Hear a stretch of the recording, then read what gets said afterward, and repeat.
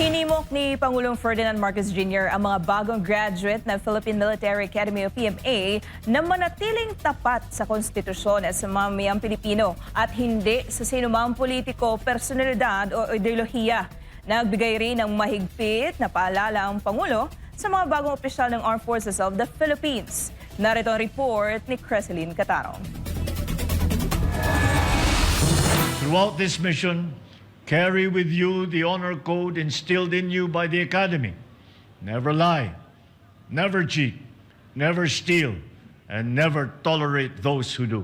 Ito ang naging mahigpit na paalala ni Pangulong Ferdinand Marcos Jr. sa kanyang talumpati sa commencement exercises ng Philippine Military Academy o PMA sa Fort General Gregorio del Pilar sa Baguio City nitong weekend. Hinimok niya ang mga nagtapos ng PMA Talang Dangal Class of 2026 na manatiling tapat sa konstitusyon at sa mamamayang Pilipino habang ginagampanan ang kanilang tungkulin bilang mga bagong opisyal ng Armed Forces of the Philippines o AFP.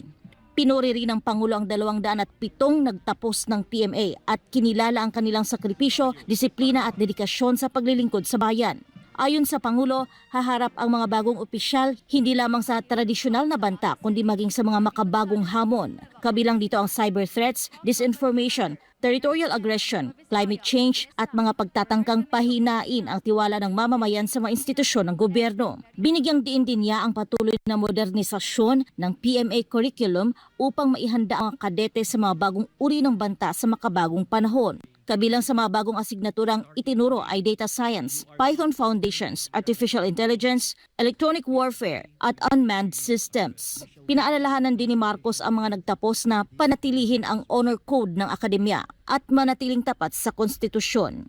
Remember that your loyalty is not to any political interest, not to any individual, nor any passing ideology.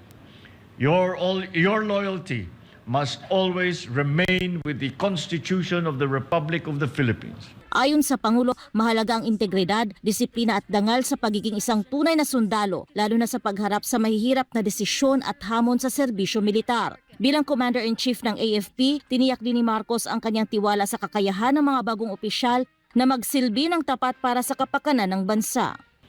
Because silence in the face of wrongdoing is a betrayal of your values, a betrayal of your country, and a betrayal of the very principles that you have sworn to defend.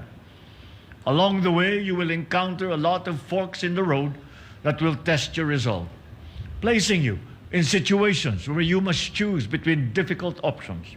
Bilang pagkilala sa tradisyon ng PMA, ipinagkaloob din ng Pangulo ang pardon sa lahat ng natitirang parusa ng mga kadete ng Cadet Corps of the Armed Forces of the Philippines. Para sa Diyos at sa Pilipinas kong mahal, ito si Creseline Catarong, SMNI News.